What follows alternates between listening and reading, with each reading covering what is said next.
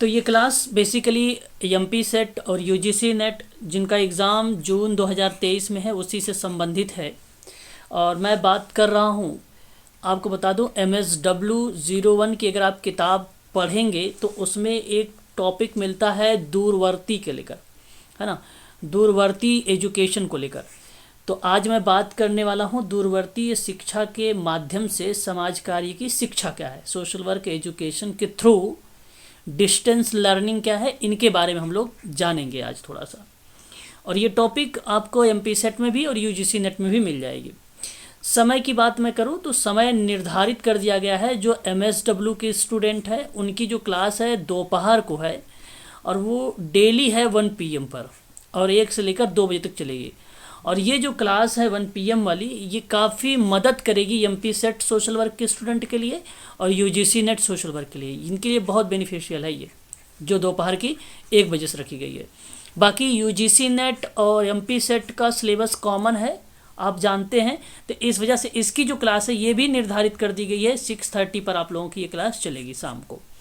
और उसके बाद आपका MPPSC में जो असिस्टेंट प्रोफेसर सोशोलॉजी की जो स्टूडेंट तैयारी कर रहे हैं उसकी केवल अभी 1 क्लास हुई है और इस क्लास का जो समय रखा गया है वो 8:30 से लेकर 9:30 रखा गया है। ठीक है, ये क्लास का समय है। ठीक है, तो याद रखिएगा, इंपॉर्टेंट चीज़ें हैं, इन सब कुछ हमें ध्यान रखना चाहिए टाइमिंग को लेकर। ठीक है, तो डाउट भी एक बच्चे का था यहाँ पे, रितु मैडम का था, कनाडा का समाज कार्य के विकास के बारे में। और भी इसमें अंतर्गत मैंने टॉपिक लिया है अफ्रीका में समाज कार्य को लेकर, तो मैं आने वाले टाइम में इस पर जिक्र करूँगा। इससे पहले मैं आप लोगों से आज जो जिक्र करने वाला हूँ वो है दूरवर्ती शिक्षा के माध्यम से समाज कार्य की शिक्षा के बारे में, है ना। तो मैं शुरुआत कर रहा हूँ, कॉपी पेन साथ। हाँ जी, पूछिए। सर फिर ये MSW के नोट्स और UGC के नोट्स अलग अलग बनाए क्या, मतलब अलग अलग कॉपी करें? नहीं, अब देखो, कंटेंट जो है आप चाहो तो दूरवर्ती एजुकेशन करके एमपी सेट और यूजीसी नेट में भी आप लिख सकते हैं, नोट बना सकते हैं, क्योंकि दूरवर्ती एजुकेशन डिस्टेंस एजुकेशन से भी हम लोगों के पेपर में आता है ना। ज़रूरी नहीं नोट आप अलग अलग बनाएं, है ना, एक ही में बना सकते हैं। लेकिन जो MSW के स्टूडेंट तैयारी कर रहे हैं वो MSW के आधार पर ही बनाएंगे, है ना। पता चले एमपी सेट और यूजीसी नेट के आधार पर बना दिए। बाकी तो आपके लिए अगर आप अलग अलग बना रहे हो तो ये आपके ऊपर डिपेंड करता है। बहुत अच्छी बात है कि MSW में आप ये चीज़ें पढ़ा था तो इस वजह से MSW के जो है यूजीसी नेट में आ गया, एमपी सेट में आ गया। तो ये MSW BSW का ही तो आता है, यूजीसी नेट हो या एमपी सेट हो, है ना, उसी में तो आता है ये। ठीक है, चलिए हम बात करते हैं। देखिए, ये कुछ प्रश्न है, जैसे मैंने एक प्रश्न लिया कि प्रश्न आ सकता है कि समाजकारी में दूरवर्ती शिक्षा पर प्रकाश डालें। इस तरीके से प्रश्न आया। 600 शब्दों को लिखने के लिए आ सकता है, 300 शब्दों में लिखने का आ सकता है, 250। अब ये लिखोगे कैसे, डिस्क्रिप्टिव के आधार पे मैं बात कर रहा हूँ MSW वाले। तो देखिए, यहाँ पे केवल आपको कीवर्ड्स ध्यान रखने होते हैं, की पॉइंट्स ध्यान रखना होता है। फिर उसके बाद आप इसके अंदर समझ जाइए क्या चीज़ें हैं और फिर वही आप बना के अपने शब्दों में भी वो चीज़ें लिख सकते हैं। ठीक है, 600 शब्दों में। एक प्रश्न और आता है, दूरवर्ती शिक्षण में आने वाली कुछ बाधाएं होती हैं, उन बाधाओं का उल्लेख करने के लिए प्रश्न आप लोगों से पूछ सकता है। और एक प्रश्न आता है कि 1969 में जो मुक्त विश्वविद्यालय है उस पर एक संक्षिप्त टिप्पणी डाली है आप लोग, है ना, संक्षिप्त टिप्पणी। तो ये भी प्रश्न पूछा जा सकता है मुक्त विद्यालयों को लेकर, है ना। तो ये प्रश्न है। बाकी आप लोग को मैं और भी चीज़ें आने वाली जो टाइम है वो मैं उसके बारे में जिक्र करूँगा आप लोगों से। तो ध्यान से सुनिएगा, आप यहाँ पर देख रहे हैं समाज कार्य में दूरवर्ती शिक्षा को लेकर पहला ये आप पॉइंट बना लीजिएगा, है ना। तो ये जो दूरवर्ती समाज कार्य में शिक्षा है, इसका मतलब है कि सोशल वर्क एजुकेशन के थ्रू डिस्टेंस लर्निंग की क्या भूमिका रही है। वर्तमान में अगर मैं आपसे बात करूँ, दूरवर्ती शिक्षा के माध्यम से समाज कार्य शिक्षा प्रदान की जा रही है, ये बात आप अच्छे से जानते हैं और बहुत बच्चों ने तो किया भी है ना। तो ये बात तो आप अच्छे से जानते हैं कि समाज कार्य शिक्षा प्रदान की जा रही है आज वर्तमान में। दूरवर्ती शिक्षा जो है उन लोगों को उच्च गुणवत्ता युक्त शिक्षा उपलब्ध करा सकती है जो किसी कारणवश नियमित शिक्षा नहीं प्राप्त कर पा रहे हैं, है ना भाई। जिसकी आर्थिक स्थिति सही नहीं हो सकता है, एक रीज़न ये बन सकता है। हो सकता है कि भाई उनको जो है डिस्टेंस लर्निंग अच्छा लग रहा हो, कई रीजंस हो सकते हैं। तो जो किसी कारणवश नियमित रूप से रेगुलर क्लासेस नहीं ले पाते हैं तो उनके लिए डिस्टेंस से वो एजुकेशन प्राप्त करते हैं, है ना। तो इग्नू आप लोगों को नाम पता ही होगा, Indira Gandhi national open university, और ये आपका ओपन लर्निंग है, यानी एक प्रकार से डिस्टेंस है, इसके माध्यम से करवाता है MSW BSW जो है ये करवाता है ना। फिर इसके अंतर आपको ये रखना है कि भारत में जो है, भारत समेत सभी देशों में दूरवर्ती शिक्षा के माध्यम से समाज कार्य शिक्षा प्रदान की जा रही है। तो कोई ज़रूरी ये नहीं कि केवल इंडिया में ही हो रहा है, ये और भी कंट्रीज़ हैं, और भी शहरों में भी जो है दूरवर्ती एजुकेशन जो है चलाए जा रहे हैं, देश और शहरों में, ठीक है। तो यहाँ आपको यही ध्यान रखना है कि ब्रिटेन में एक श्वेत पत्र के द्वारा एक मुक्त विश्वविद्यालय की स्थापना का प्रस्ताव रखा गया था।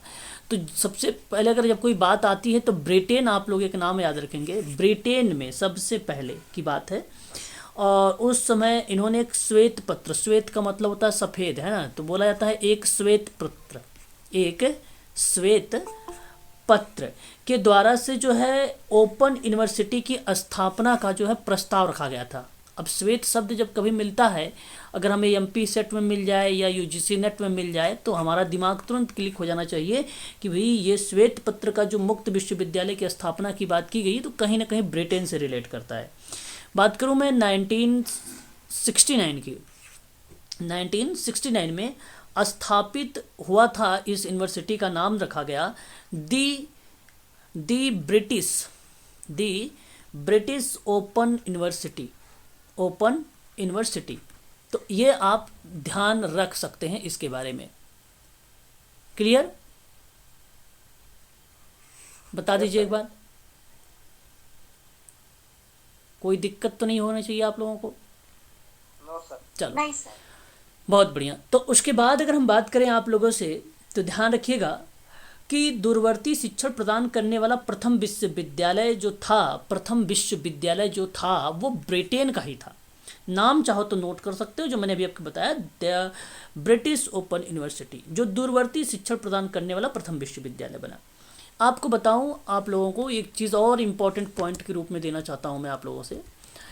आपने नाम सुना भी होगा 1971 में जब आप लोग MSW कर रहे थे, पहली बार छात्रों को प्रविष्ट किया गया, और ये बात पहली बार जब छात्रों को प्रवेश दिया गया, एडमिशन ओपन किया गया था, तो वो 1971 में किया गया था। स्टार्ट बेसिकली इस्टेब्लिश 1969 में हो गया था, और वर्तमान समय में आज इसी यूनिवर्सिटी में छात्रों की एक बड़ी संख्या जो है मुक्त विश्वविद्यालय में स्नातक उपाधि प्राप्त की जा रही है इसी यूनिवर्सिटी में, ठीक है। तो आप इसको भी ध्यान ज़रूर रखेंगे इसके संबंध में, ठीक है। आपको बता दूं, फिर उसके बाद एक वर्ष आता है 1980 वाला। इसके दशक में मुक्त विश्वविद्यालय में शैक्षिक उपाधि के साथ साथ कई ऐसे व्यावसायिक प्रशिक्षण कार्यक्रम को भी आरंभ कर दिया गया। तो ध्यान रखेंगे, जो व्यावसायिक प्रशिक्षण आरंभ किया गया वो वर्ष था 1980 का, और ये बात मैं कर रहा हूँ आप लोगों से ब्रिटेन का। और जो 1971 में किया गया था, वो पहली बार यहाँ पर प्रवेश जो है दिया गया था ब्रिटेन में। और जो 1969 है, इसको आप ध्यान रखेंगे, द ब्रिटिश ओपन यूनिवर्सिटी का नाम। ये 3 वर्ष क्रम में भी आप लोग चाहो तो नोट कर सकते हो, इम्पॉर्टेंट है आप सबके लिए, ठीक है। चलिए, उसके बाद अगर हम बढ़ें यहाँ पे, तो हमारे सामने आप देख रहे हैं यहाँ पर समाजकारी में जो है दूरवर्ती शिक्षण को लेकर प्रविधि में प्रयोन्यन के परिणाम स्वरूप विकसित हुआ। तो एक विद्वान का नाम आया विल्सन महोदय ने सन 1999 में 1999 में, ध्यान रखेंगे आप सभी लोग, 1999 में समाजकारी में दूरवर्ती शिक्षण के विकास के 3 अवस्थाओं का उन्होंने उल्लेख कर दिया था, ठीक है। दूरवर्ती शिक्षा को लेकर उनमें जो है विल्सन महोदय ने 3 अवस्थाओं का उल्लेख कर दिया। अब ध्यान देने वाली बात यह है आप सबके लिए कि जो प्रथम अवस्था थी वो क्या थी, ठीक है। एक एक पॉइंट को समझते चलिएगा साथ ही साथ आप सभी लोग, ठीक है। प्रथम अवस्था की बात अगर मैं आप लोगों से करूं, तो इस अवस्था में परिसर विहीन कार्यक्रम चलाए गए थे। क्या था? परिसर विहीन कार्यक्रमों कह सकते हैं या कार्यक्रम कह सकते हैं, और इस कार्यक्रम को महत्व मिला। और इस कार्यक्रम के अंतर्गत मैं आपको बताऊं समाज कार्य की जो कक्षाएं थी, जो क्लास थी, ठीक है, उन कक्षाओं में एक विश्वविद्यालय परिसर से चलकर एक स्थानीय अनुदेशकों द्वारा पढ़ाई जाती थी। तो आप केवल इतना ध्यान रखें यहाँ पर कि समाज कार्य की जो कक्षाएं थी एक विश्वविद्यालय परिसर से चलकर, मतलब कहाँ से, परिसर से चलकर स्थानीय स्तर तक लोगों को जागरूक किया गया और लोगों को प्रशिक्षण दिया गया। और ये विल्सन महोदय ने दूरवर्ती डिस्टेंस लर्निंग में सन 1999 में पहली अवस्था को बताया था, ठीक है। और दूसरी अवस्था थी उसका नाम आप जरूर, बहुत इंपॉर्टेंट है, पहली अवस्था क्या थी, दूसरी अवस्था क्या थी, ये नाम बड़ा इंपॉर्टेंट है, हम लोगों से ये पेपर में पूछे जाते हैं, तो इसलिए आपको पहली अवस्था, दूसरी अवस्था, तीसरी अवस्था को ध्यान रखना पड़ेगा इन चीज़ों में, कीवर्ड्स को लेकर। दूसरी अवस्था की बात करूँ तो इंटरैक्टिव टेलीविज़न, अभी इसके बारे में मैं आप लोगों से बात भी करूँगा, ये क्या है ITV, ये क्या है, तथा वितरित शिक्षण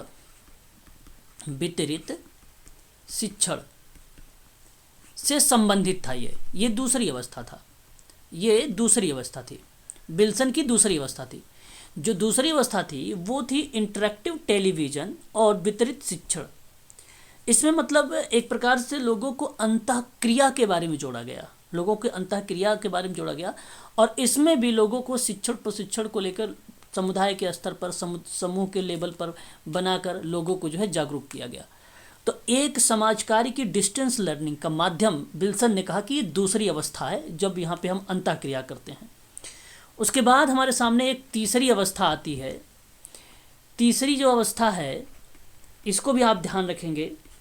तीसरी अवस्था में बेसिकली जिसमें कंप्यूटर प्रक्रिया संचालित थी, यानी आप ये कह लीजिए कि कंप्यूटर संचरित शिक्षण प्रसिद्धि प्राप्त कर रहा है। और ये प्रक्रिया आप जान रहे हैं, आज आधुनिक समय में ये चीज़ें संचालित भी हैं, चल भी रही है, ठीक है। तो ये तीसरी अवस्था थी, इसमें बताया गया। और आपको बता दूं कि इनमें से प्रत्येक अवस्था जो है, जो 3 अवस्था आपने सुना, वो प्रत्येक अवस्था नवीनीकरण तथा सावधानी की अपेक्षा रखती है। और ये तीनों अवस्था, इसमें वितरित शिक्षण को शिक्षार्थी और शिक्षक की स्थिति और सैटेलाइट ट्रांसमिशन दूरदर्शन और कंप्रेस्ड वीडियो द्वारा जो है परिभाषित किया गया था। और यह प्रक्रिया जो है समाज कार्य की दूरवर्ती शिक्षा में हमें देखने को मिली थी। तो इस चीज़ को आप ध्यान रखिएगा। तो आप देख भी सकते हैं कंप्यूटर संचालित शिक्षण कक्षा के अंदर या बाहर समकालीन तथा और समकालीन हो सकता है। कहने का मतलब ये था कि पाठ्यक्रम का एक भाग कंप्यूटर द्वारा भी पढ़ाया जा सकता है। साहित्य के द्वारा यह पता चलता है कि कंप्यूटर संचालित समाज कार्य शिक्षण के समर्थन भी हैं और आलोचक भी हैं। तो इसलिए बताया जाता है कि कहा जाता है कि विद्यार्थियों को कक्षागत अंतःक्रियाओं के साथ कई समस्याएं भी थी। अन्य लोगों ने भी तर्क दिया था। एक दूसरे के साथ अंतःक्रियाएं समाज कार्य की मूल प्रवृत्ति थी, जहां पर कार्यक्रम के माध्यम से विकसित किया गया है ना। और समाज कार्य की ITV, जैसे अभी आपने देखा था ITV के बारे में, इंटरैक्टिव टेलीविज़न और ऑनलाइन कक्षाओं के समर्थक भी थे, जिसके विकल्प में पारिवारिक जिम्मेदारी के कारण सीमित हो सका।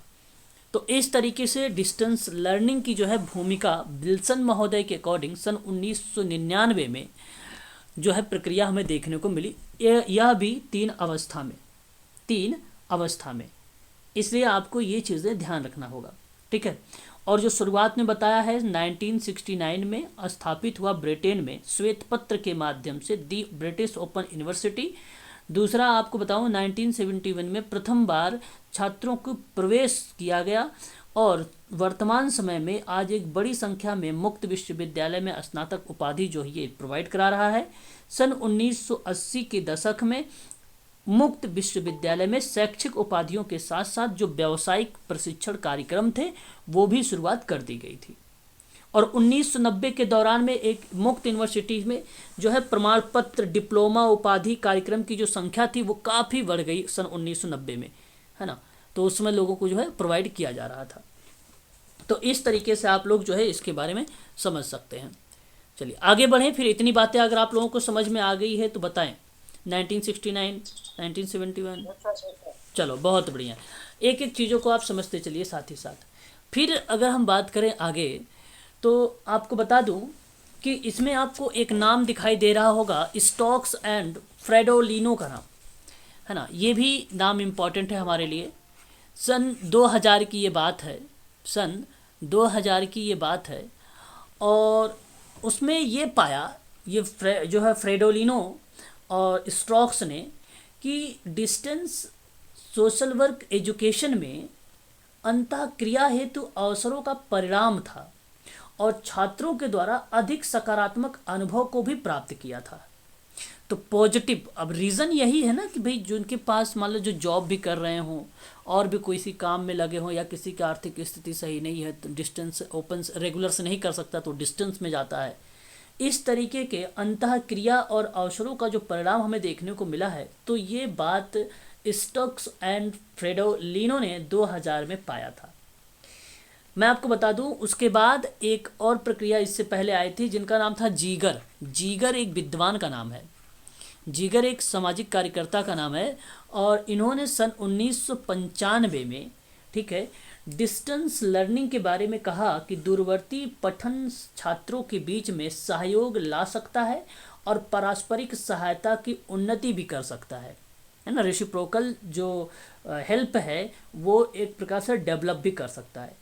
तो समाजकार्य काफ़ी समय से आदर पर आधारित होता था। छात्र जो है केंद्रित पठन दूरी पर संचालित हो सकता है क्योंकि छात्र पढ़ने की जिम्मेदारी ग्रहण करता है। प्रविधि है या किसी व्यक्ति की पठन शैली को अगर हम बात करें आगे उन्नति के रूप में, तो वह प्रक्रिया जीगर ने सन 1995 में बताया था। जीगर ने क्या बात कहा, सिंपल शब्दों में एक लाइन में आप नोट कर सकते हैं या समझ सकते हैं कि समाजकार्य काफ़ी समय से आदर पर आधारित रहा है, पहली बात। दूसरी बात ये कहना आपको है कि पारस्परिक सहायता की उन्नति में काफ़ी अच्छी भूमिका निभाया है समाजकार्य। इस तरीके का दो स्टेटमेंट आप स्टोक एंड फ्रेडोलिनो के बारे में लिख सकते हैं। जब फ्रेडोलिनो का नाम आएगा आपके यूजीसी नेट में या एमपी सेट में तो आप देखेंगे तो वहाँ पे डिस्टेंस लर्निंग लिखा रहेगा।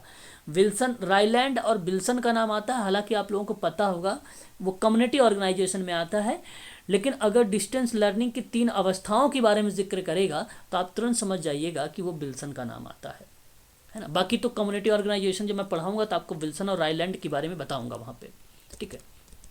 चलिए आगे बात करते हैं। अब देखिए हमारे सामने एक है समाजकार्य में दूरवर्ती शिक्षा पर शोध की बात हो रही है, अन्वेषण की बात हो रही है। ये भी इम्पोर्टेंट ही है, एक एक चीज़ों को समझने का प्रयास करिएगा। समाजकार्य में जो दूरवर्ती शिक्षण है उस पर शोध जो है पिछले कुछ समयों से बढ़ा हुआ है ना।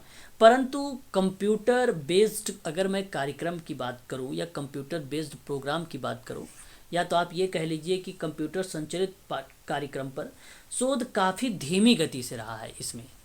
तो अब हमें लिखना है ना, हमें समझना है इस बात को।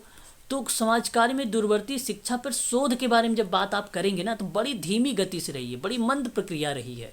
और मंद प्रक्रिया का कारण ही रहा है कि समाज कार्य आज सही तरीके से व्यावसायिक रूप से उजागर नहीं हो पाया है। आज भी उस पर काम चल रहे हैं, है ना। ये चीज़ें आप बोल सकते हो और ये अप्लाइड टाइप के प्रश्न में हमें देखने को मिल सकता है रिसर्च को लेकर, है ना। तो समाज कार्य पाठ्यक्रम का मूल्यांकन करने वाला एक ऑनलाइन अध्ययन भी उपलब्ध है। तो शोध के दौरान अगर हम बात करते हैं तो एक पॉइंट हमारे सामने ये भी जिक्र आ सकता है कि अगर मान लीजिए समाज कार्य के जो प्रोग्राम हैं उनके मूल्यांकन वाली प्रक्रिया में, कौन सी प्रक्रिया में, मूल्यांकन वाली प्रक्रिया में, ठीक है। तो मूल्यांकन करने वाला एक ऑनलाइन अध्ययन उपलब्ध है। तो मूल्यांकन के लिए आप डाल सकते हैं कि ऑनलाइन जो अध्ययन है या स्टडी है, ठीक है, वो उपलब्ध है डिस्टेंस लर्निंग में, परंतु शोध के दौरान में ये बात ध्यान रखिएगा। तो ऑनलाइन से भी मूल्यांकन हो जाता है, ठीक है। दूसरी बात, मूल्यांकन का प्रयास बेसिकली जो होता है वो छात्रों की एक दूरी से शिक्षा प्राप्ति के परिणाम कैसे हैं वो जानने के लिए होता है।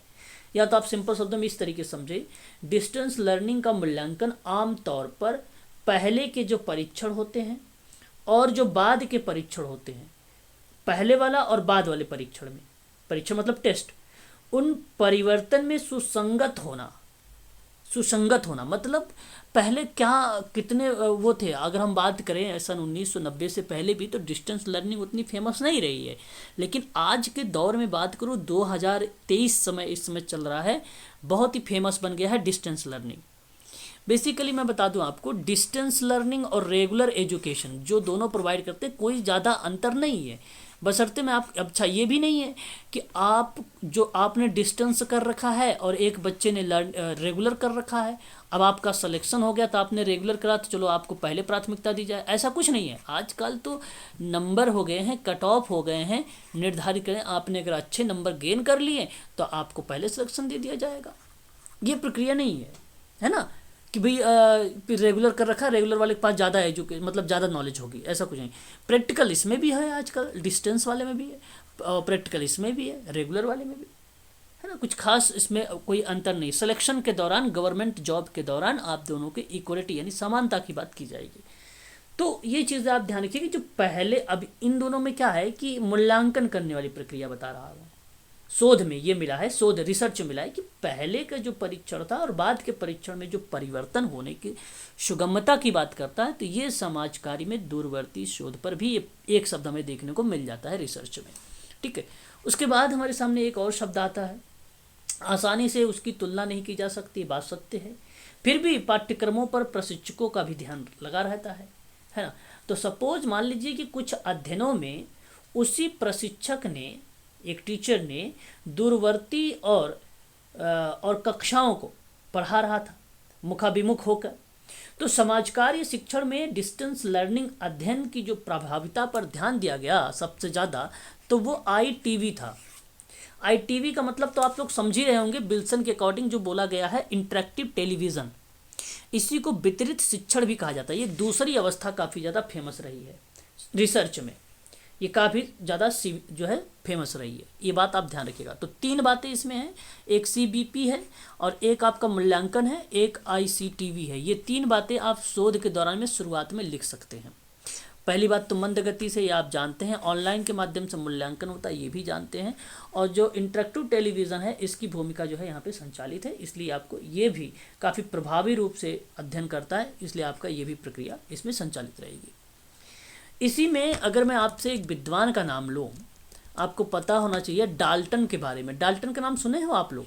बताएं जरा एक बार, अगर सुने हैं तो। सुने, सोशोलॉजी में, ओके, मैं आपको बताता हूँ। डाल्टन एक ऐसे विद्वान हैं जिन्होंने 2001 में, कब? 2001 में, आपने नाम सुना है IMSW। देखिए अब आपको, या सॉरी मैं कह रहा हूँ FMSW के बारे में सुने हो आप लोग? पता होगा सभी को, आप प्रेशर थोड़ा सा डालें, क्या है ये?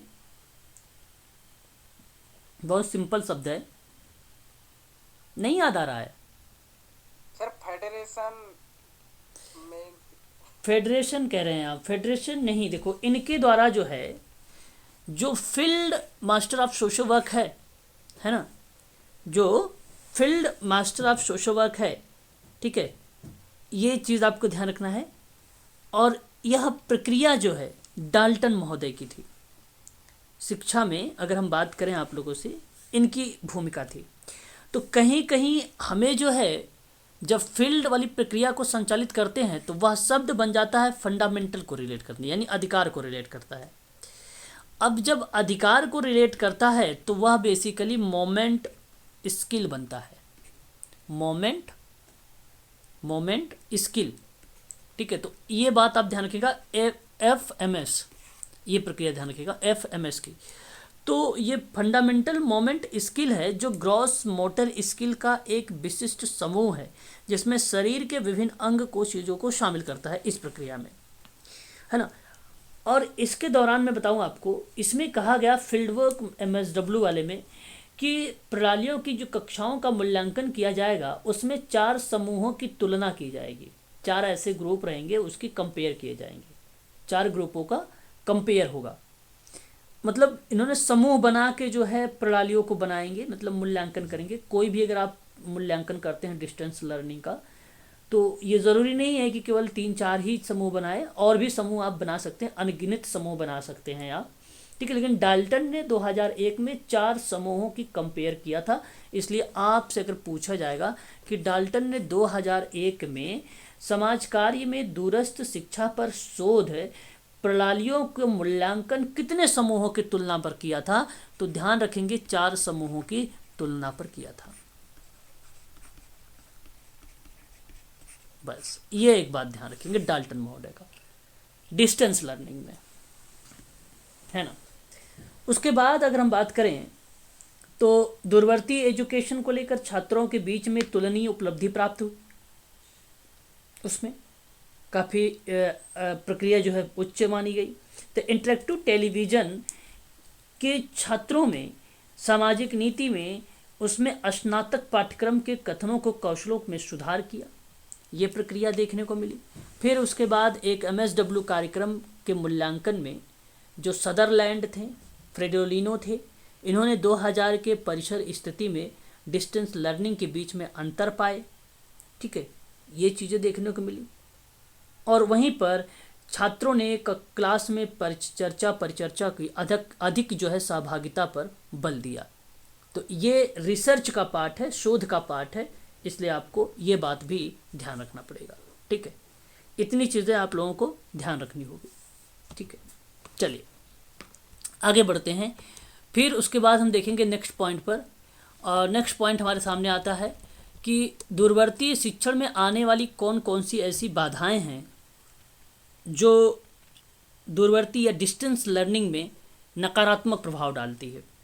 तो डिस्टेंस लर्निंग में आने वाली जो समस्याएं हैं या जो बाधाएं हैं कुछ इस प्रकार से हैं। एक तो धन की कमी है। जैसे ये कैसे, डिस्टेंस लर्निंग में आने वाली एक प्रमुख बाधा धन की कमी मानी जाती है। और ये भी कहा जाता है कि दूरवर्ती शिक्षण के लिए जितना धन मिलना चाहिए उतना धन नहीं मिल पा रहा है, जिससे डिस्टेंस लर्निंग जो है या डिस्टेंस एजुकेशन जो है उसका प्रसार उतना नहीं हो पा रहा है, उतना नहीं बढ़ पा रहा है जितना बढ़ना चाहिए। रीज़न एक प्रकार की धन की कमी बताता है ये, तो एक रीज़न तो ये है।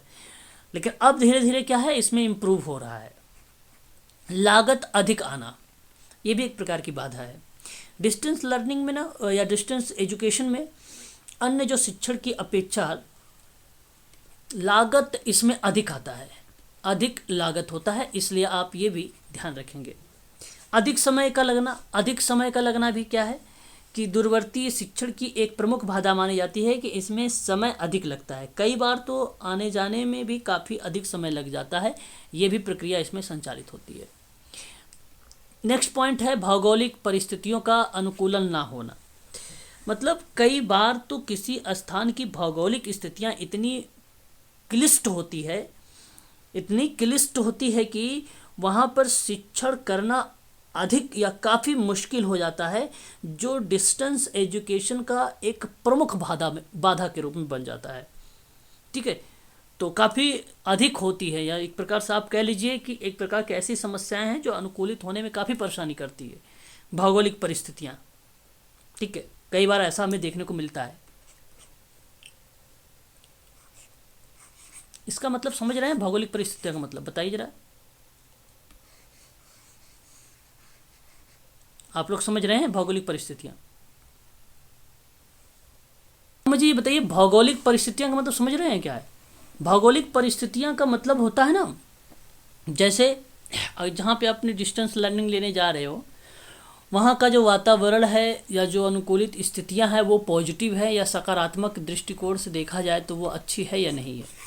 मतलब वहाँ पे बोर्ड हैं या टेबल है या चेयर है या वहाँ की जो कंडीशंस हैं, जो स्थितियाँ हैं वो अनुकूलित हैं या नहीं, है ना। तो कभी कभी हमें ये भी देखने को मिलता है कि भौगोलिक परिस्थितियाँ इतनी क्लिष्ट होती हैं कि वहाँ पर शिक्षण करना काफ़ी मुश्किल हो जाती हैं। बगल से मान लीजिए बाइक जा रही है, गाड़ी जा रही है ना, हॉर्न आता रहा है, कोई या कंपनियाँ है, फैक्ट्री है, काम हो रहा है, तो बड़ी दिक्कतें हो जाती हैं कभी कभी। तो डिस्टेंस लर्निंग में ये भी हमें कहीं ना कहीं देखने को मिल जाता है कि ये भी समस्या या बाधा के रूप में। एक है समर्थन ना मिलना, ठीक है, समर्थन का ना मिलना। मतलब डिस्टेंस लर्निंग या डिस्टेंस एजुकेशन की एक प्रमुख बाधा इसमें जो है समर्थन ना मिलना होता है। डिस्टेंस एजुकेशन की कई ऐसे आलोचक या इस शिक्षण की आलोचना करते हैं कि और उसे अनुपयुक्त बनाते हैं। तो कभी कभी क्या होता है कि किसी का समर्थन ना मिल पाना, जिसकी वजह से दूरवर्ती शिक्षण की एक प्रमुख बाधा के रूप में उभर के आ जाता है। और दूरवर्ती शिक्षण में कई आलोचक भी मिल जाते हैं, उसकी हमेशा आलोचना ही करते रहते हैं, जो कि अनुपयुक्त होता है वो, है ना। नहीं पता, आप लोगों से कहेंगे सबसे बढ़िया तो भाई रेगुलर वाला होता है, डिस्टेंस लर्निंग कहाँ होती है। रेगुलर में जाओगे तो आपके पास अनुभव ज़्यादा मिलेगा, आप डेली जाओगे कुछ ना कुछ सीखने को मिलेगा, डिस्टेंस में सीखने को नहीं मिलेगा। ये बहुत कुछ चीज़ें हैं जो हमें देखने को मिल जाता है यहाँ पे समर्थन के ना मिलने में, ये प्रक्रिया भी आ जाती है। नियमित शिक्षण को प्राथमिकता देने की बात होती है। बात वही है यहाँ पे जो मैंने जिक्र किया अभी। तो लोग हमेशा क्या कहेंगे, नियमित जो रेगुलर वाला एजुकेशन है, मतलब कुछ लोग तो डिस्टेंस शिक्षा की अपेक्षा जो है नियमित शिक्षा को ही प्राथमिकता देते हैं, जो कि दूरवर्ती शिक्षा के महत्व को कम देते हैं। अब जाएंगे डेली तो आप अध्ययन करेंगे, वो चीज़ें मिलेंगी, डिस्टेंस में कम मिलेगा। वही प्रक्रिया यहाँ पर भी बात करें तो समर्थन के साथ साथ आप ये भी मेंशन कर सकते हैं यहाँ पर। उसके बाद ये कहता है दूर दराज के क्षेत्रों में बड़ी मुश्किल होती है। मतलब कई बार तो ऐसा होता है कि दूर दराज के क्षेत्रों में शिक्षण करना काफ़ी मुश्किल हो जाता है, जो बहुत ज़्यादा डिस्टेंस पर मिल जाता है स्टडी जो है आपका इंस्टीट्यूट, है ना। तो वही तो भी दिक्कत हो जाती है, ठीक है।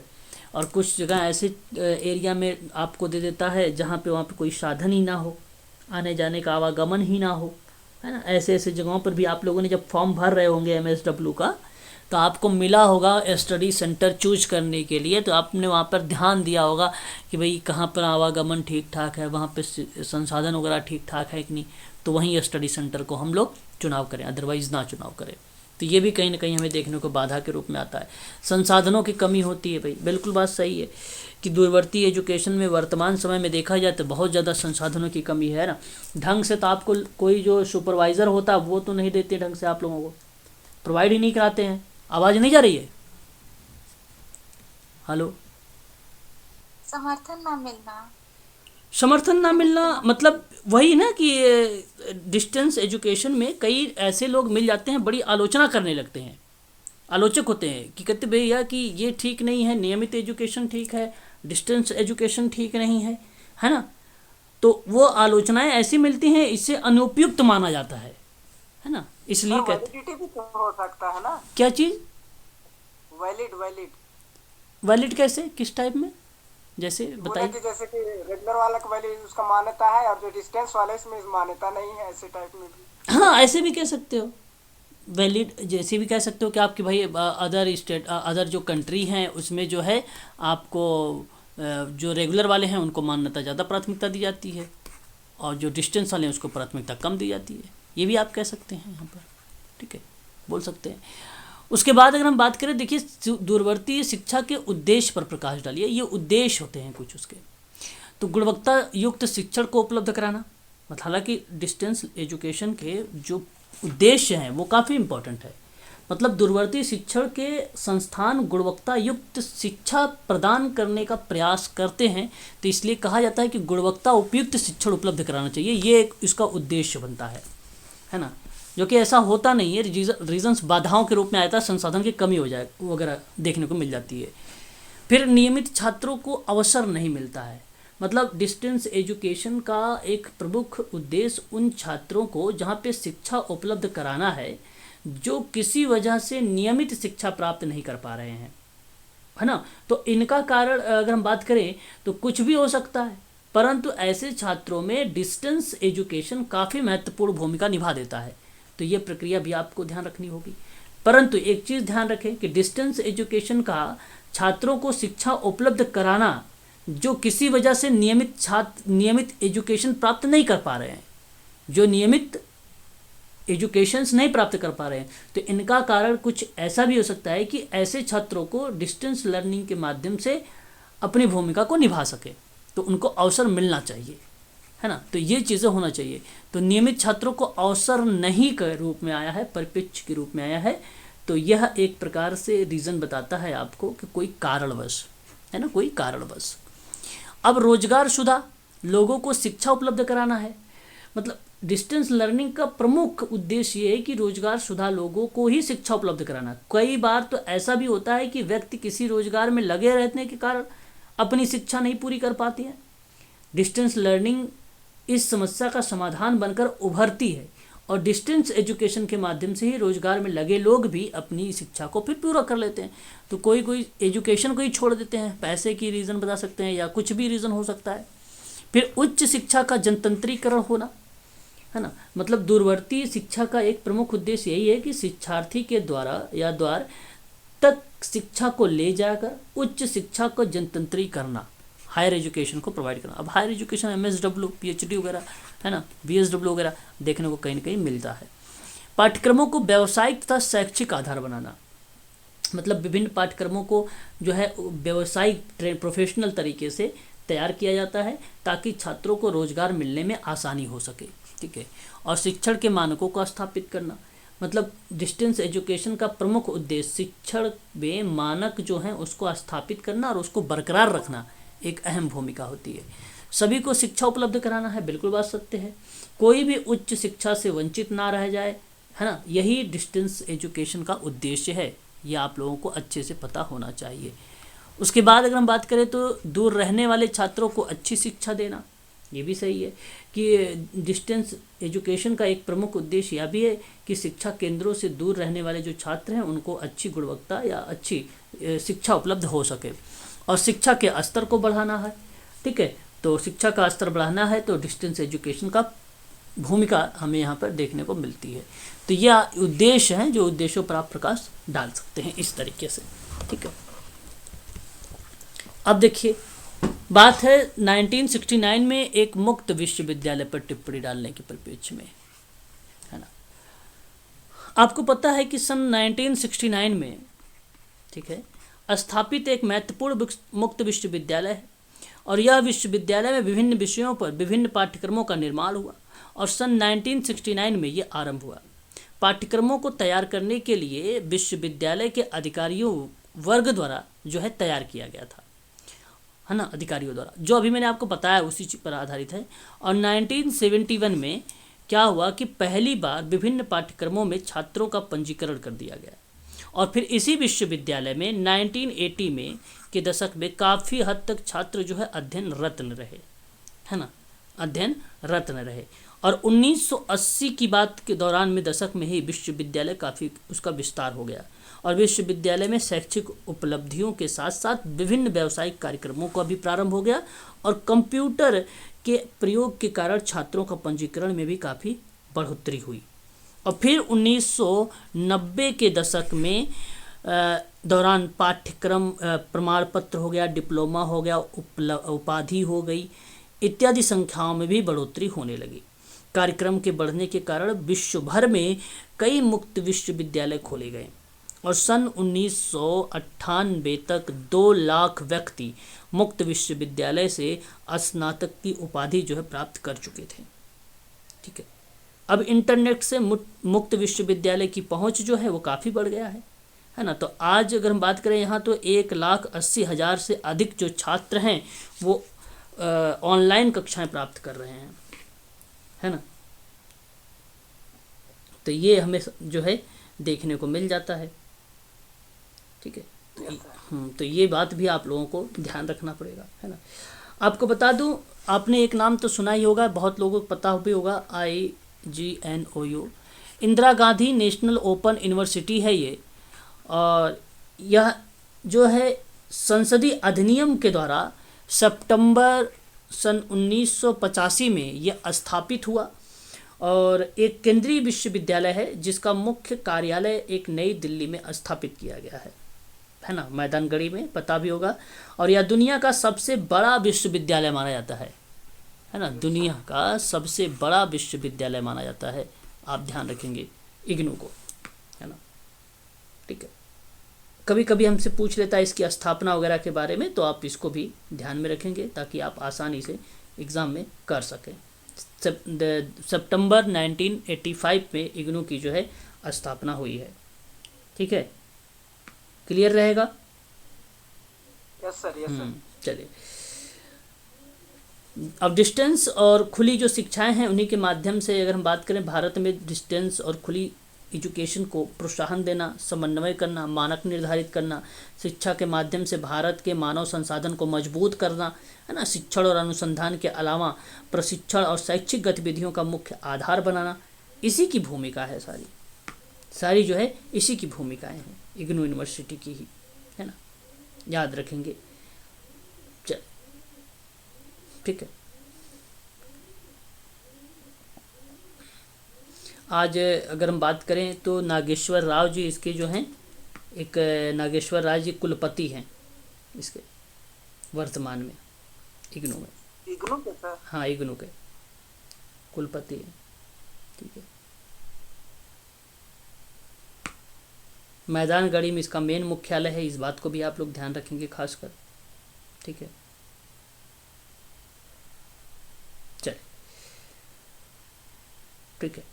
डायरेक्टर के रूप में या निदेशक के रूप में अगर बात आता है तो जैसे इसके अंतर्गत कई विद्यालय हैं, कई डिग्रियां हैं जहां पे इग्नू 226 शैक्षिक कार्यक्रम प्रदान करता है, जिसे प्रमाण पत्र, डिप्लोमा या डिग्री स्तर पर पाठ्यक्रम को शामिल किया गया है। ठीक है, तो ऐसी कंडीशन पे हालांकि बहुत कम पूछा जाता है पेपर वगैरह में, परंतु अगर पूछ ले आप लोगों से कि मानवीकृत स्कूल के निदेशक के रूप में कौन है, जो कि यही भूमिका निभा रहा है ना 15 ऐसे देशों में, अलग अलग देशों में भी, अपने यहाँ ही इंडिया में भी कई जगह ऐसे कंट्रीज़ में, शहरों में जो है एक वो खोले गए हैं शैक्षिक संस्थान या जहाँ पे कार्यक्रम चलाए जाते हैं, तो उसके निदेशक पूछता है। तो मानविकी स्कूल के जो विद्यालय हैं उसके जो निदेशक हैं प्रोफेसर कौशल्या हैं, या कौशल पवार भी उन्हें कहा जाता है। ठीक है,